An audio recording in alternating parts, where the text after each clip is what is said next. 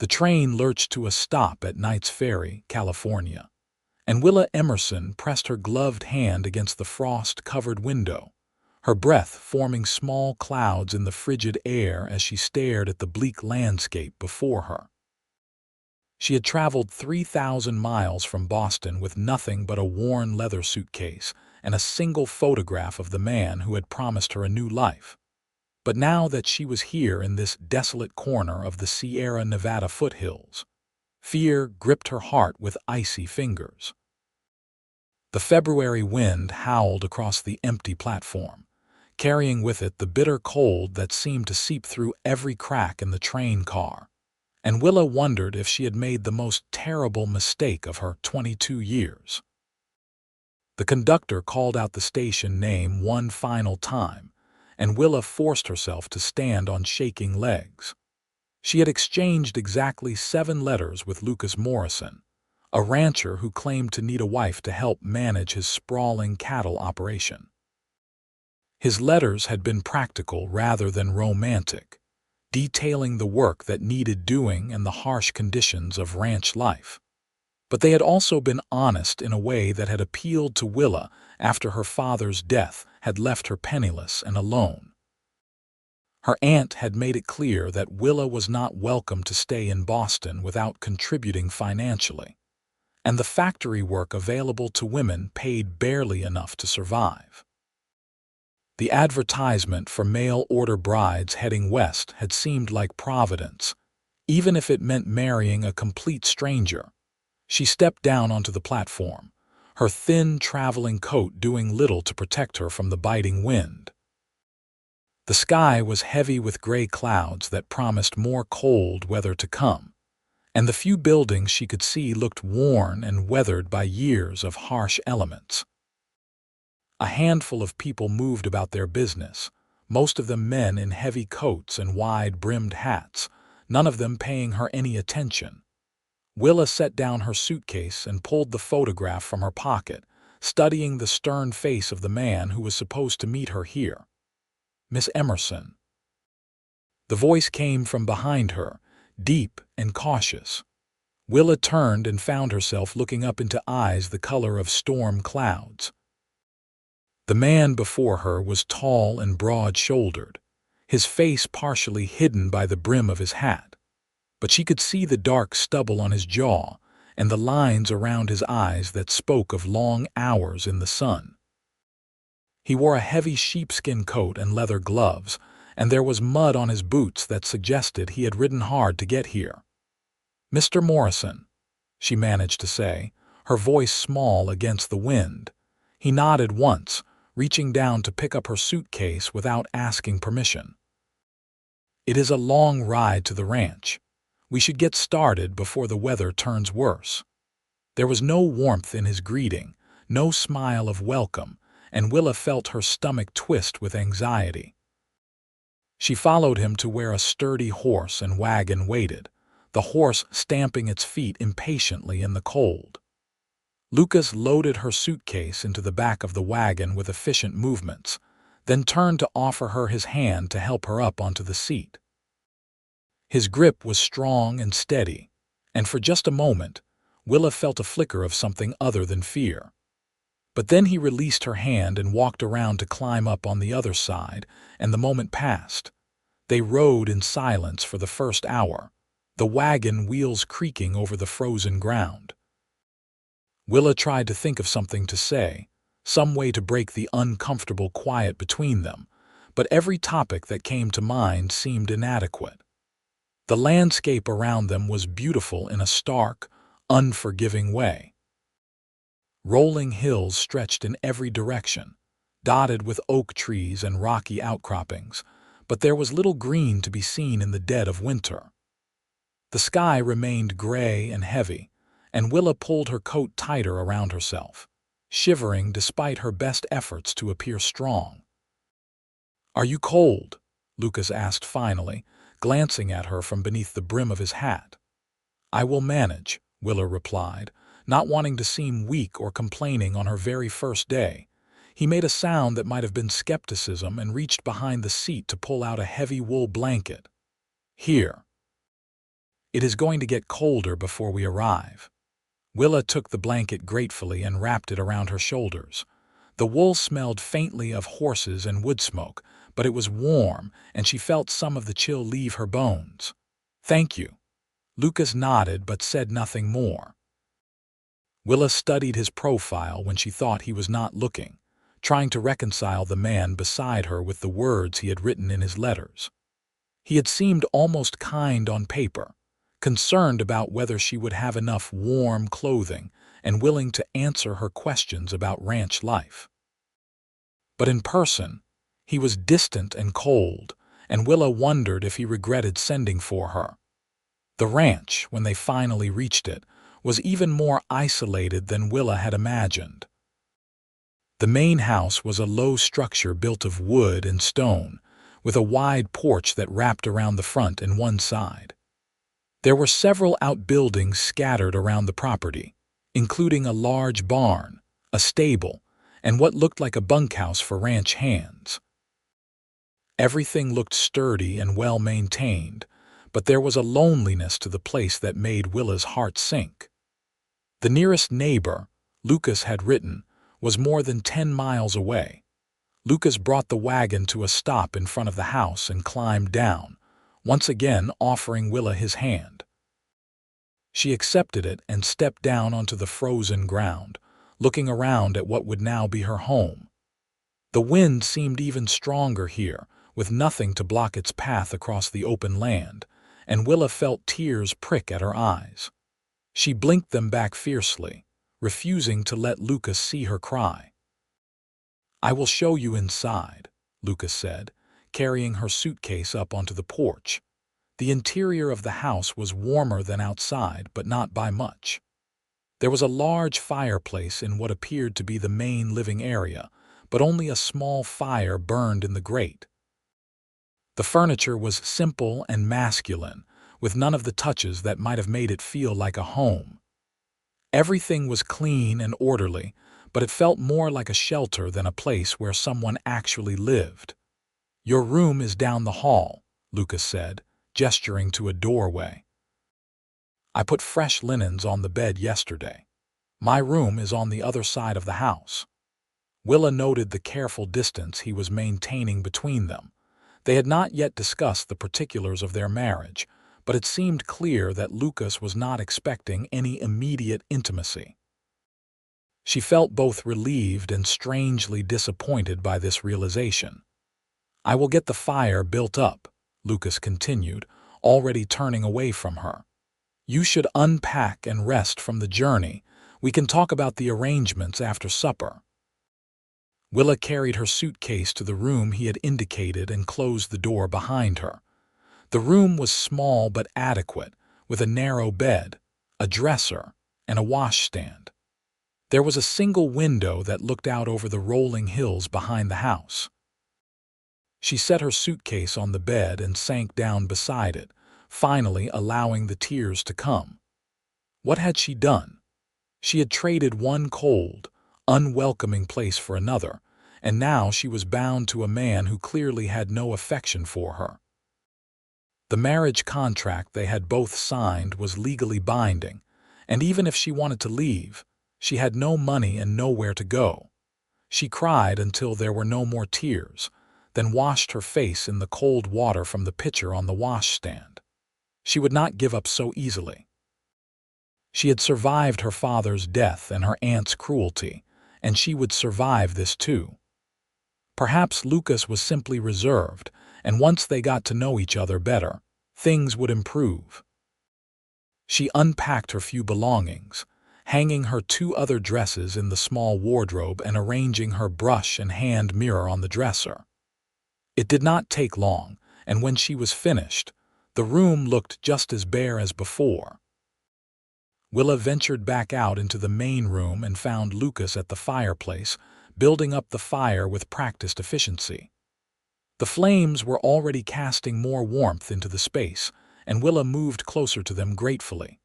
"Thank you," she said quietly, "for the fire." Lucas stood and brushed off his hands, studying her face with an intensity that made her uncomfortable. "You have been crying. It was not a question, and Willa saw no point in denying it. "I am simply tired from the journey. You are afraid," Lucas said bluntly. "I can see it in your eyes. You think you have made a mistake coming here." Willa stiffened, hurt by his directness even though he was right. "I am adjusting to my new circumstances." "This is not Boston," Lucas said, his voice rough. "Life here is hard, especially in winter. The cold can kill you if you are not careful. The isolation drives some people mad. If you are already having doubts, it would be better to speak plainly now rather than wait." "What would you have me do?" Willa asked, anger flaring up to replace her sadness. "I have no family, no money, and no way to return east even if I wanted to. I came here in good faith, prepared to honor our agreement, and you greet me with nothing but coldness and warnings about how miserable my life will be." Something shifted in Lucas's expression, a crack in his stern facade. "I did not mean to be unwelcoming. I only want you to understand what you have agreed to. Too many women come west with romantic notions about what life will be like, and they are disappointed when reality falls short." "I had no romantic notions," Willa said firmly. "Your letters were very clear about the hardships. But I had hoped for at least some measure of kindness from the man I am to marry." Lucas looked away, his jaw tight. "You will have kindness. I am just not good at such things. I have lived alone for too long." There was something vulnerable in his admission that softened Willa's anger. She took a breath and tried again. "Perhaps we could start over. I am Willa, and I am pleased to meet you." Lucas glanced back at her, and for the first time she saw the hint of a smile at the corner of his mouth. "I am Lucas, and I suppose I am pleased to meet you as well, though I am doing a poor job of showing it." "Yes, you are," Willa agreed, but she smiled as she said it. The tension between them eased slightly, and Lucas nodded toward the kitchen area. "I should prepare supper. Are you hungry?" "I could eat," Willa admitted. The truth was that she was famished, having had nothing but a stale roll and some cheese since breakfast that morning. "I am not much of a cook," Lucas warned, moving to the kitchen, "but I can manage the basics." "Perhaps I could help," Willa offered, following him. "I am a decent cook, and it would give me something useful to do."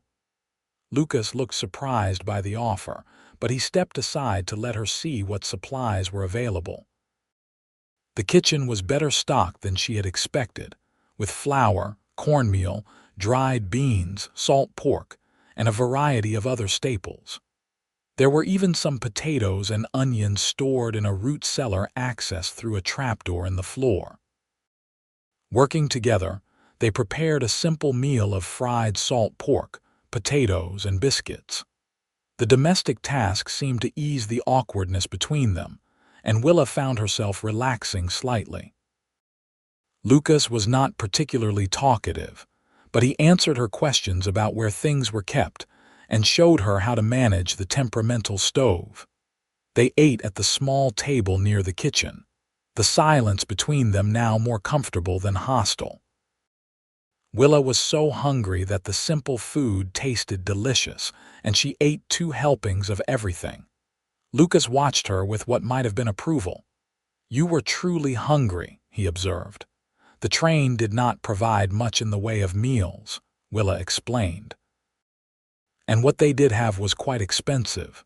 You should have said something earlier. I would have stopped in town to get you something." "You seemed in such a hurry to leave," Willa said carefully. Lucas set down his fork and met her eyes. "I do not like towns. Too many people, too much noise. But I would have stopped if I had known you were hungry." After supper, they sat by the fire, and Lucas finally broached the subject of their marriage. "We should discuss the practical matters. The circuit preacher comes through Knights Ferry once a month. He will be here again in 2 weeks. We can be married then, if that is still your wish." "It is," Willa said, though her voice was not entirely steady. "I gave you my word, and I intend to keep it." Lucas nodded slowly. "Until then, we will live as we are now. You have your room, and I have mine. You are not obligated to me in any way until we speak our vows. If you change your mind before then, I will give you money for passage back east." "That is very generous," Willa said, surprised by the offer. "I do not want an unwilling wife," Lucas said bluntly. "Better that you leave now than grow to hate me later." "I do not hate you," Willa said softly. "I do not know you well enough to hate you." "Then we have 2 weeks to determine if we can tolerate each other," Lucas said, and there was the faintest hint of dry humor in his voice. Over the following days, Willa began to learn the rhythms of ranch life. She woke before dawn to help Lucas prepare breakfast, then saw him off to tend to the cattle and horses. He had 2 ranch hands who lived in the bunkhouse, brothers named Tom and Henry who were polite but kept their distance. Willa spent her days cleaning the house, which badly needed a woman's touch, and preparing meals that were more elaborate than the simple fare Lucas had been eating. She found a certain satisfaction in making the house more comfortable, sewing curtains for the windows from fabric she found in a trunk, and organizing the kitchen to be more efficient. But the cold was relentless, and the isolation weighed on her. There were days when she saw no one but Lucas from sunrise to sunset, and the silence of the ranch seemed to press in on her from all sides. She tried to keep busy, but there were only so many tasks to fill the long hours, and she found herself thinking about Boston and the life she had left behind. It had not been a happy life, but at least it had been familiar. Lucas remained distant, though he was never unkind. He thanked her for the meals she prepared and noticed the improvements she made to the house, but he offered little in the way of conversation. Willa tried to draw him out, asking questions about the ranch and his life before she arrived, but his answers were brief and factual. She learned that he was 28 years old, that he had built the ranch himself over the past 7 years, and that his parents had died when he was young. But she learned nothing about what he felt or wanted or dreamed about. The cold grew worse as the days passed. Ice formed on the inside of the windows at night, and the wind howled around the house like a living thing. Willa had never experienced cold like this in Boston, where buildings were close together and provided some shelter from the elements. Here, there was nothing to stop the wind, and it found every gap in the walls and doors. She wore every layer she owned and still shivered, huddling close to the fire whenever she could. On the 5th morning after her arrival, Willa woke to find the world transformed. Snow had fallen during the night, covering everything in a blanket of white. It was beautiful in a stark way, but it also made everything look even more isolated and forbidding. She stood at the window, watching the snow continue to fall in lazy spirals, and felt a wave of homesickness so strong it nearly brought her to her knees. Lucas found her there an hour later, still standing at the window with tears streaming down her face. He stopped in the doorway, clearly uncertain what to do, then crossed the room to stand beside her. "The snow frightens you," he said quietly. "Everything frightens me," Willa admitted, too miserable to hide the truth anymore. "The cold, the isolation, the silence. I feel like I am being buried alive in this place." Lucas was quiet for a long moment, then said, "Get dressed warmly, I want to show you something." Willa was too numb to argue. She put on every warm item she owned while Lucas saddled one of the horses. When she emerged from the house, he was waiting with a large bay gelding and a determined look on his face.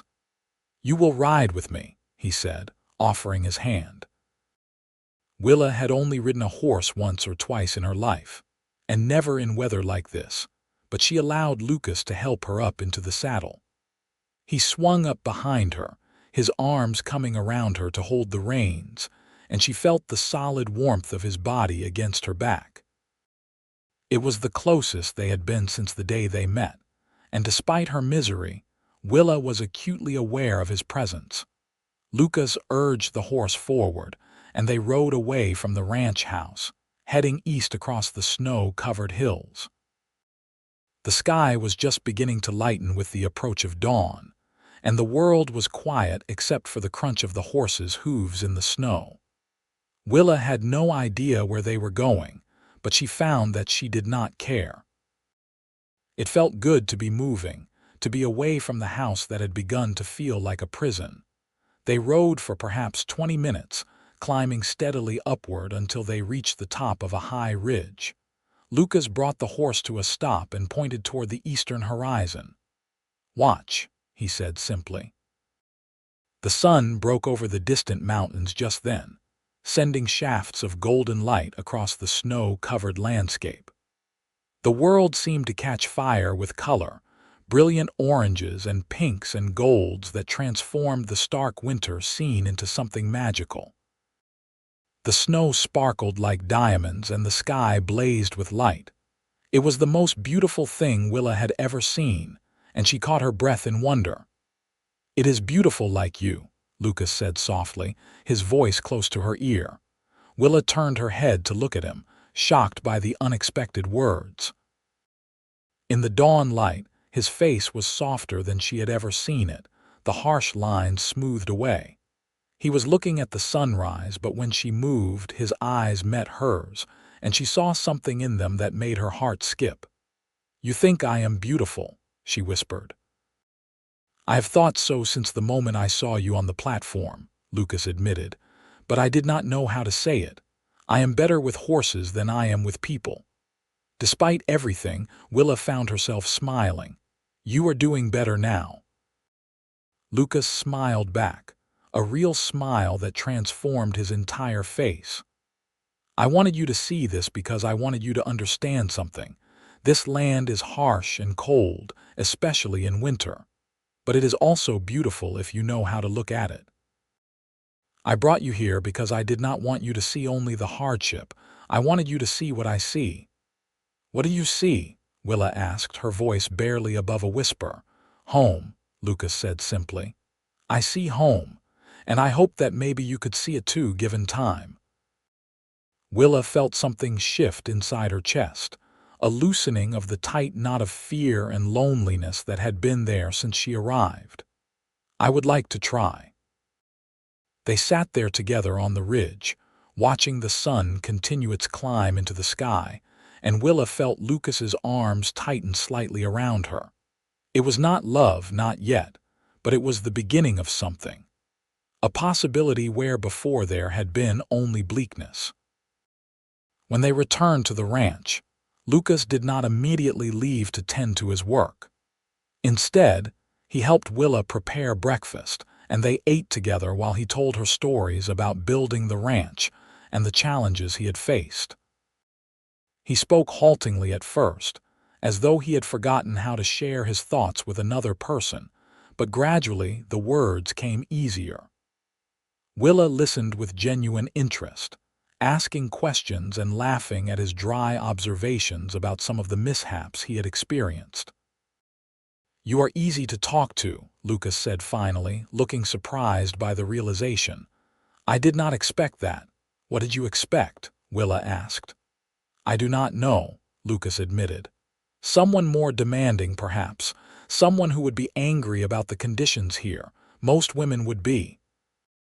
"Most women did not grow up as I did," Willa said.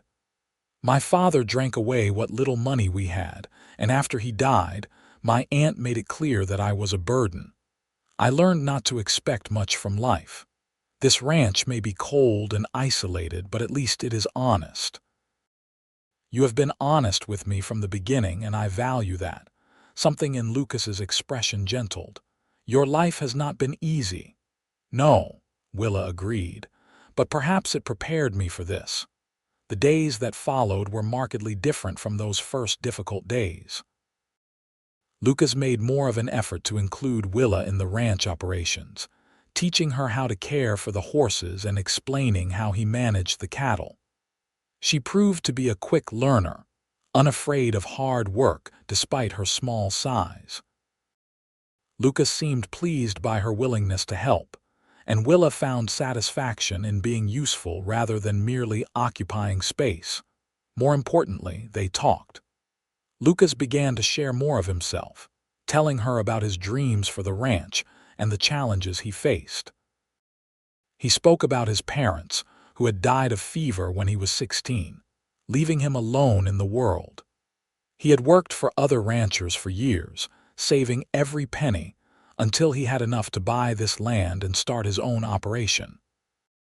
It had been brutally hard work, but he had built something that was his, and the pride in his voice when he spoke about it was clear. Willa, in turn, told him about her own past. She spoke about her father's descent into alcoholism after her mother's death, and the years of uncertainty that had followed. She described her aunt's cold dismissal after her father's death, and the desperate feeling of having nowhere to belong. Lucas listened with a quiet intensity that made her feel truly heard, perhaps for the first time in her life. The cold remained brutal, but Willa found herself adjusting to it. Lucas showed her how to layer her clothing properly and gave her a pair of lined boots that had belonged to his mother. They were slightly too large, but with extra socks, they kept her feet warm. He also brought her a heavy coat that he had bought in town but never worn, saying it fit her better than him. These small kindnesses touched Willa deeply, evidence that Lucas cared about her comfort even if he struggled to express it in words. One afternoon, a week after the sunrise on the ridge, a storm rolled in with frightening speed. Lucas was out checking on the cattle when the wind picked up and the temperature plummeted. Willa watched anxiously from the window as the sky darkened and snow began to fall in thick, blinding sheets. An hour passed, then two, and Lucas did not return. The ranch hands came back to the bunkhouse, looking worried, and Tom stopped by the house to tell her that Lucas had not yet come in. "Should someone go look for him?" Willa asked, trying to keep the panic from her voice. "Not in this weather," Tom said grimly. "We would just get lost ourselves." "Lucas knows this land better than anyone. He will find his way back." But as another hour passed with no sign of Lucas, Willa's worry grew into genuine fear. She paced the house, unable to sit still, jumping at every sound that might be him at the door. What if he was hurt? What if he had fallen from his horse or gotten lost in the blinding snow? The thought of something happening to him created a hollow ache in her chest that surprised her with its intensity. When had this man become so important to her? Just as the light was fading and Willa was considering defying Tom's advice and going out to search herself, she heard the sound of a horse approaching. She ran to the door and flung it open, relief flooding through her when she saw Lucas riding through the snow. He was covered in ice, his face red with cold, but he was alive and whole. Lucas dismounted stiffly and led the horse toward the barn, but Willa ran out into the storm without even stopping to put on a coat. "Where have you been?" she demanded, her voice shaking. "I have been worried sick." Lucas stared at her, surprise evident even through his exhaustion. "You should not be out here without a coat." "I do not care about the coat. You have been gone for hours in this storm, and I thought something terrible had happened to you." Something shifted in Lucas's expression. He handed the horse's reins to Tom, who had appeared to help, and walked toward Willa. Before she could say anything else, he wrapped his arms around her and pulled her against his chest. "I am sorry I worried you," he said, his voice rough. "I had to get the cattle to shelter, and it took longer than I expected." Willa became aware that she was shaking, both from the cold and from the aftermath of her fear. Lucas's coat was icy against her cheek, but she could feel the warmth of his body beneath it, and she clung to him. "Come inside before you freeze," Lucas said, guiding her back toward the house. Inside, with the door closed against the storm, Lucas stripped off his icy coat and gloves while Willa rebuilt the fire with trembling hands. She could not stop the tears that were suddenly streaming down her face, all the pent-up fear and worry releasing at once. "Willa," Lucas said, and there was a new note in his voice. He crossed to her and gently turned her to face him. "Why are you crying?" "I thought I had lost you," Willa said, the words tumbling out. "And I realized that I did not want to lose you. I know we have only known each other a short time, but I have come to care for you, and the thought of you being hurt or lost in the storm was unbearable." Lucas cupped her face in his hands, his gray eyes searching hers. "I have come to care for you as well, more than I thought possible in such a short time. You have brought life back to this house, back to me. I did not realize how alone I had been until you arrived." "I am not alone anymore either," Willa whispered. Lucas bent his head and kissed her, a gentle, tentative kiss that tasted of snowmelt and promise. Willa's hands came up to grip his shirt, pulling him closer, and the kiss deepened. It was her first kiss, and it felt like everything a first kiss should be, sweet and thrilling and full of possibility. When they finally pulled apart, both of them were breathing hard. Lucas rested his forehead against hers, his hand still cradling her face. "I do not want to wait 2 weeks to marry you," he said, "but I will if that is what you need." "I do not need to wait," Willa said. "I know my heart and I know that I want to be your wife." "The snow has made the roads impassable," Lucas said. "The preacher will not be able to come through for at least a month, maybe longer. We are stuck here until spring." "Then we will wait," Willa said, though the thought of waiting that long made her ache. "We have come this far." The storm lasted 3 days, trapping everyone on the ranch indoors. But for Willa and Lucas, the enforced closeness was a gift rather than a hardship. They spent long hours talking by the fire, sharing their hopes and dreams and fears. They played cards with a battered deck Lucas found in a drawer, and Willa taught him a complicated game her father had once shown her. They cooked together, laughing when Lucas burned the biscuits and Willa oversalted the stew. On the third night, with the storm finally beginning to ease, they sat together on the sofa Lucas had built himself, Willa tucked against his side with his arm around her shoulders. It felt natural and right, as though they had been together for years rather than days. "Tell me about your dreams," Willa said. "What do you want for the future?" Lucas was quiet for a moment, his hand idly stroking her hair. "I want to expand the ranch, build up the herd until we are one of the most successful operations in the region. I want to build a bigger house, one with proper rooms for children." He paused, then added quietly, "I want a family. I have been alone for so long, and I want to fill this house with life and laughter." "Children," Willa said softly, the word full of hope. "I would like that." "I have always wanted children, but I never thought I would have the chance." "You will have that chance," Lucas said, tilting her face up to his. "I promise you that. We will build a life together, a good life." He kissed her again, and this time there was more heat in it, a promise of what was to come. Willa felt a flutter of nerves mixed with anticipation, but mostly she felt safe and wanted and cherished. When the storm finally broke, the world outside was transformed. The snow lay several feet deep in places, and it would be weeks before the roads were passable again.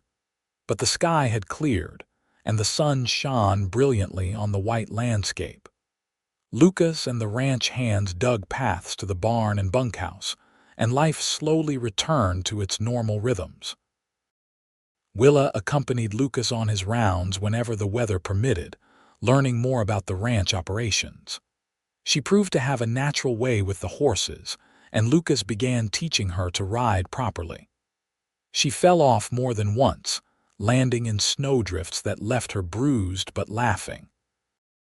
Lucas would pull her to her feet, checking anxiously for injuries, and Willa would kiss away his worried frown. They grew closer with each passing day, and the desire between them became harder to ignore. But Lucas remained steadfast in his determination to wait until they were properly married, no matter how much Willa assured him that she did not care about such formalities. He would kiss her until they were both breathless, then pull away with visible effort. "I will not dishonor you," he said firmly. "We will do this properly." Finally, in early March, a rider came through with news that the circuit preacher would be in Knights Ferry in 3 days. The roads were barely passable, but Lucas was determined to make the journey. He and Willa set out the next morning in the wagon, bundled against the cold but filled with excitement.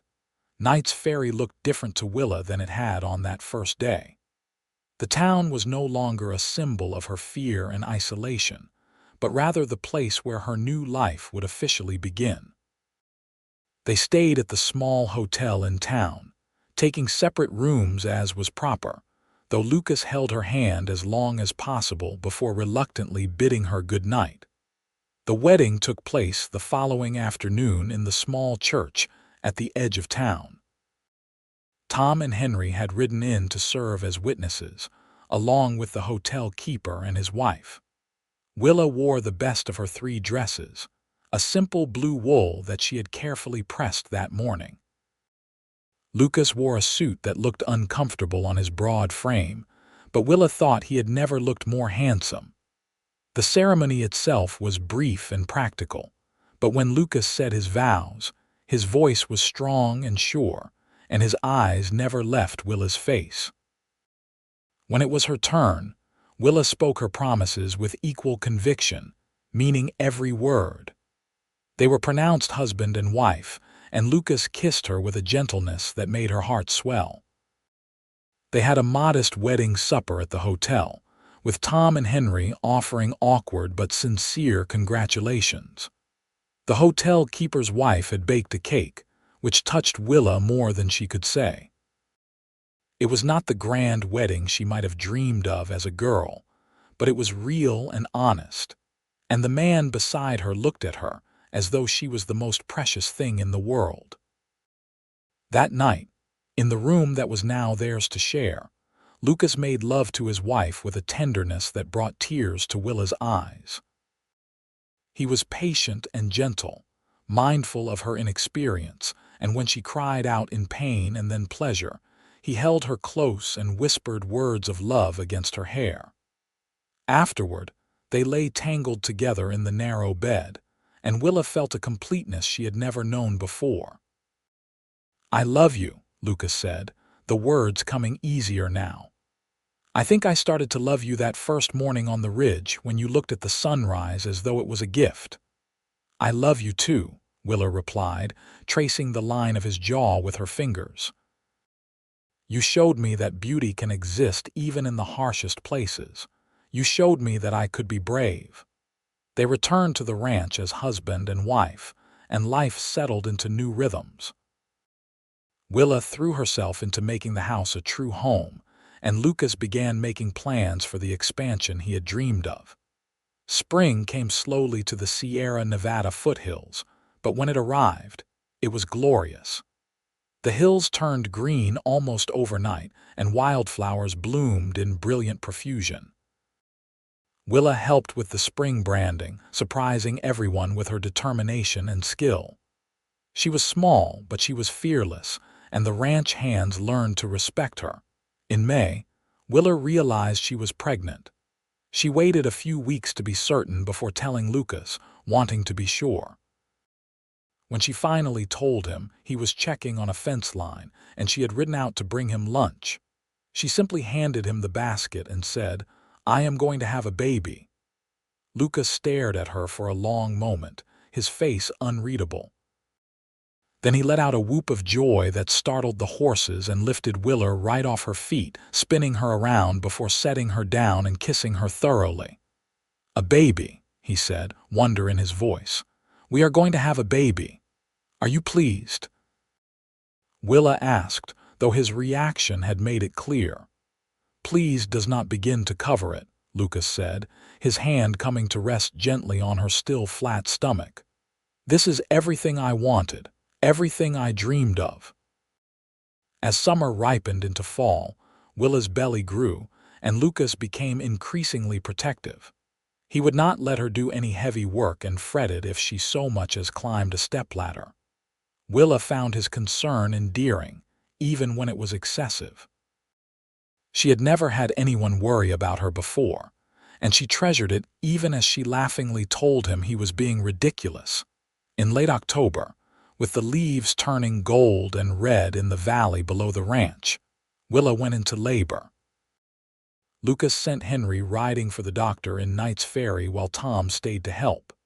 But the baby came fast, too fast for the doctor to arrive in time. Lucas delivered his own son with shaking hands, following instructions from a medical book and his own experience delivering calves. When the baby let out his first cry, Lucas wept, holding the tiny, red-faced infant against his chest with such tenderness that Willa fell in love with him all over again. They named him Matthew, after Lucas's father, and he was perfect. Lucas was besotted from the first moment, and Willa often found him simply holding their son and staring at him with wonder. The house was filled with the sounds of baby cries and laughter, and the isolation that had once frightened Willa now felt like a blessing. They were building their own world here, just the three of them, and it was everything she had ever wanted. The first winter with Matthew was challenging. He was colicky and cried often, and Willa was exhausted from the constant demands of a newborn. But Lucas helped whenever he could, walking the floor with Matthew in the middle of the night so Willa could sleep, and changing diapers without complaint. They were partners in this as they were in everything else, supporting each other through the difficult moments and celebrating the small victories. Matthew thrived despite the harsh weather, growing into a sturdy, happy baby. By spring, he was rolling over and laughing at everything his father did. Lucas built a wooden cradle that rocked beside their bed, carving animals into the headboard during the long winter evenings. It was beautiful work, and Willa treasured it as evidence of the love Lucas had for their son. 2 years after Matthew was born, Willa became pregnant again. This time, the pregnancy was easier, perhaps because she knew what to expect. Lucas was just as protective as before, but Willa had learned how to manage his concern while still doing the work that needed doing. The ranch was more prosperous now, with a larger herd and 2 additional ranch hands. Lucas had built a new barn and repaired the bunkhouse, and he was making plans for the larger house he had dreamed of. Their second child was a daughter, born on a warm summer evening with the doctor present this time. She had Willa's dark hair and Lucas's gray eyes, and they named her Sarah.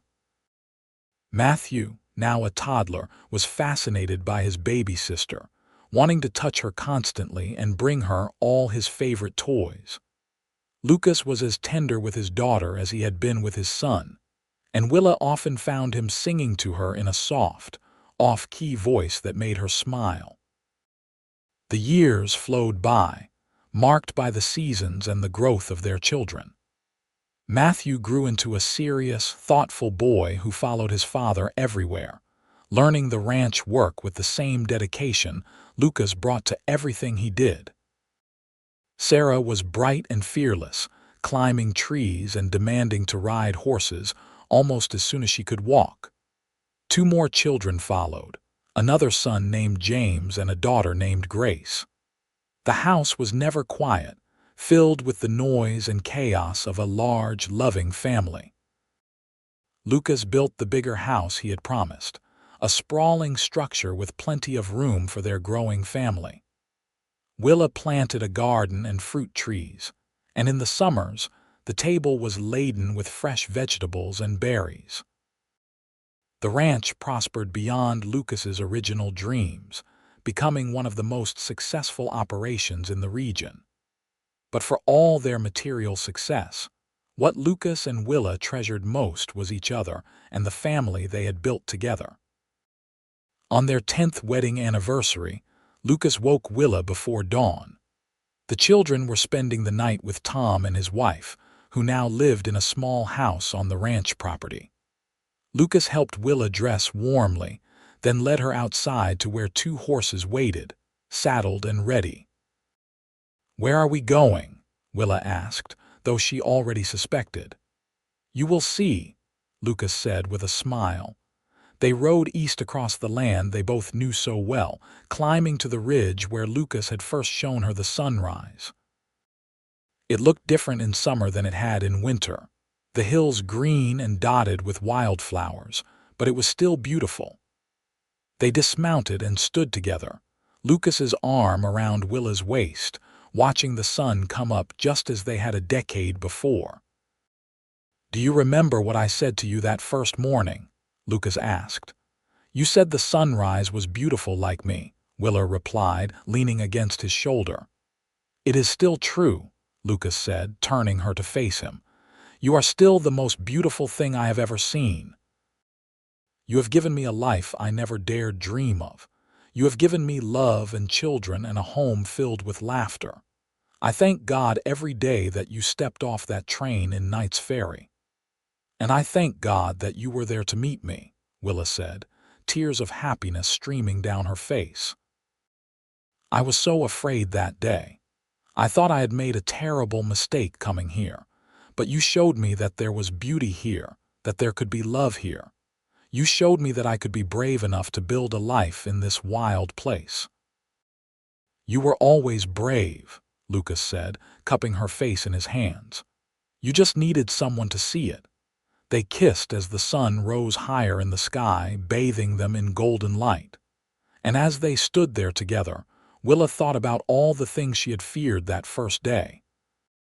The cold, the isolation, the harshness of this land. She had feared she would never find love or belonging, that she would always be alone. But Lucas had shown her that fear could be conquered, that beauty could be found in the most unexpected places, and that love, when it was real, could transform everything. The ranch that had once seemed so cold and forbidding was now home, the place where she had raised her children and built a life with the man she loved. The isolation she had dreaded had become a blessing, giving them the space to create their own world away from the judgments and constraints of society. And the man who had seemed so cold and distant that first day had become her partner, her lover, her best friend, the person who knew her better than anyone else in the world. As they rode back to the ranch, the sun fully risen now and warming the land, Willa felt a deep contentment settle over her. This was her life, the life she had chosen and fought for and built with her own hands. It was not always easy, and there were still challenges to face. But she faced them with Lucas by her side, and that made all the difference. The years continued to pass, bringing new joys and new challenges. Matthew eventually took over more of the ranch operations, working side by side with his father. Sarah married a neighboring rancher's son, a good man who loved her spirit and strength. James and Grace grew into capable, caring adults who made their parents proud.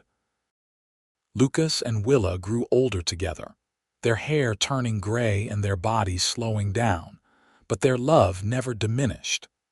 They still rode out to the ridge sometimes, on quiet mornings when they could steal away from the demands of the ranch and their family. They would stand together watching the sunrise, and Lucas would tell Willa that she was still beautiful, and she would tell him that she loved him, and it was enough. On a warm spring evening, many years after that first cold winter day when Willa had stepped off the train in Knights Ferry, Lucas and Willa sat on the porch of their house, watching their grandchildren play in the yard. Matthew's children were chasing Sarah's children around the garden, their laughter ringing out in the clear air. "We did well," Lucas said, taking Willa's hand in his.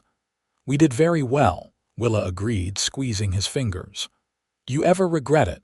Lucas asked. "Coming here, marrying me, building this life." Willa turned to look at him, this man who had been her partner for so many years, and smiled. "Not for a single moment. You gave me everything I ever wanted, everything I never dared hope for. You gave me love and family and a place to belong. How could I ever regret that? Lucas raised her hand to his lips and kissed it gently. I love you, Willa Morrison. I have loved you since the day you stepped off that train, looking so lost and afraid. I will love you until my last breath and beyond. And I love you, Willa said, her voice strong despite the tears in her eyes. You were my salvation, Lucas Morrison. You saved me from a life of loneliness and fear. You showed me that I could be brave, that I could be strong, that I could be loved. You gave me everything. As the sun set over the ranch they had built together, painting the sky in shades of orange and gold, Lucas and Willa sat together in comfortable silence, their hands intertwined. Their children and grandchildren surrounded them, the family they had created filling the house and the land with life and love. The ranch that Willa had once feared had become the foundation of everything good in her life. The cowboy who had seemed so cold and distant had become the love of her life, the man who had shown her that beauty existed even in the harshest places. And the sunrise that he had shown her on that first terrible morning had become a symbol of all the hope and possibility that their life together had brought. They had faced hardship and challenge, cold winters and hot summers, years of plenty and years of scarcity. But they had faced it all together, and that had made all the difference. Their love had sustained them through everything, growing stronger and deeper with each passing year. As night fell and the stars began to appear in the darkening sky, their family gathered around them. Matthew brought out his guitar and began to play, and Sarah's voice rose in song. The grandchildren settled down to listen, and Lucas pulled Willa closer, wrapping his arm around her shoulders just as he had done so many times before. This was their legacy, Willa thought. Not just the ranch with its prosperous herds and well-maintained buildings, not just the land that stretched as far as the eye could see. Their real legacy was the family they had raised together, the love they had shared, and the life they had built against all odds. They had taken fear and loneliness and transformed it into something beautiful and lasting. Years later, when Lucas and Willa were both old and gray, they still made the journey to the ridge when they could. It took longer now, their movements slower and more careful, but the view was worth the effort. They would stand together, leaning on each other for support both physical and emotional, and watch the sun rise over the land they loved. On one such morning, in the golden light of dawn, Lucas turned to Willa and said, "If I had to do it all over again, I would not change a single thing. Except, perhaps, I would tell you sooner how much I loved you." "You told me when the time was right," Willa replied, reaching up to touch his weathered face. "And you showed me every day through your actions. That meant more than words ever could." "You made me believe in love," Lucas said softly. "I did not think I was capable of it until you arrived. I thought I would spend my whole life alone, that I was too rough and too cold for anyone to love. But you saw something in me worth loving, and you gave me a reason to become the man you deserved." "You were always that man," Willa said firmly. "You just needed someone to see it. And I needed someone to show me that I was worthy of love too. We saved each other, Lucas. We built this life together, and it has been the greatest adventure of my life." They stood there as the sun climbed higher, bathing them in warmth and light. Two people who had found each other against all odds and built a love that would last forever. The cold ranch that Willa had once feared had become the warm center of her world, and the cowboy who had shown her the sunrise and told her she was beautiful had become her everything. When they finally returned to the ranch house that morning, their grown children and grandchildren were waiting. There was a special dinner planned to celebrate Lucas and Willa's 50th wedding anniversary. a milestone that few couples reached. The house was filled with the people they loved most, the family they had created together. And as Willa looked around at all the faces gathered there, she felt an overwhelming sense of gratitude and joy. Lucas stood to make a toast, his voice still strong despite his years. 50 years ago, I was alone in this world, building a ranch but not a life. And then a beautiful woman stepped off a train in Knights Ferry, and everything changed. Willa, you have been my partner, my love, my best friend. You have given me more joy than I ever thought possible.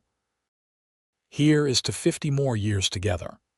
Everyone laughed because they both knew that was unlikely, but the sentiment was clear. Whatever time they had left would be spent together, surrounded by the family and the life they had built. Willa stood as well, raising her glass. Lucas Morrison, you showed me that beauty can exist in the harshest places, that love can grow in the most unlikely circumstances, and that bravery is not the absence of fear but the willingness to face it. You have been everything to me, and I am grateful for every moment we have shared. Here is to our life together, past, present, and future. They drank their toast surrounded by love and laughter, and as the celebration continued around them, Lucas took Willa's hand and held it tight. They had come so far from that cold winter day when she had stepped off the train, afraid and alone. They had built a life that neither of them could have imagined, filled with more love and joy than either had dared hope for. The mail-order bride who had feared the cold ranch had found warmth and love beyond measure. The cowboy who had shown her the sunrise and told her she was beautiful had given her everything she had ever wanted. And together, they had created something that would last long beyond their own lives, a legacy of love and family and determination that would echo through the generations to come. As the evening wound down and their family began to disperse, Lucas and Willa sat together on the porch one more time, watching the stars come out. They did not need to speak. After 50 years together, words were often unnecessary. They simply sat hand in hand, two people who had found each other in the wilderness and built a love story for the ages. The cold had never really left the ranch. Winter still came every year, bringing snow and ice and bitter winds, but Willa no longer feared it. She had learned that cold was just weather, something to be endured and overcome. What mattered was the warmth inside, the warmth of love and family and home. And that warmth, kindled in the heart of a cowboy who had dared to show a frightened bride a beautiful sunrise, would never fade. Their story became legend in the region, told and retold by their children and grandchildren and great-grandchildren. It was a story of courage and love, of two people who had taken a chance on each other and built something lasting and true. It was a story that inspired others to believe in the possibility of love, even in the most unlikely circumstances. Lucas Morrison and Willa Emerson Morrison lived the rest of their days together at the ranch they had built, surrounded by the family they had created and the love they had nurtured for over half a century. When they finally passed, within months of each other as longtime couples often do, they were laid to rest on the ridge where Lucas had first shown Willa the sunrise. It was fitting that they should spend eternity in the place where their love story had truly begun. Their children maintained the ranch, passing it down through the generations, and every Morrison who lived there made the journey to the ridge at least once to watch the sunrise and remember the two people who had started it all. They remembered the mail-order bride who had been brave enough to face her fears, and the cowboy who had been gentle enough to show her beauty in the harshest places. They remembered a love story that had defied the odds and created a legacy that would never die. And on clear mornings when the sun rose over the Sierra Nevada foothills, painting the sky in shades of gold and pink, It was said that you could feel the presence of Lucas and Willa Morrison on that ridge, still together, still in love, still finding beauty in every sunrise. Their story had ended, but their love continued, eternal and unchanging, a testament to what two people could build when they were brave enough to take a chance on each other. The mail-order bride had feared the cold ranch, but she had found warmth. The cowboy had shown her the sunrise and told her she was beautiful, and in doing so had given her everything. And together, they had created a love story that would be remembered and cherished for generations to come. A reminder that love could bloom anywhere, even in the coldest, most unlikely places, if two hearts were brave enough to reach for it.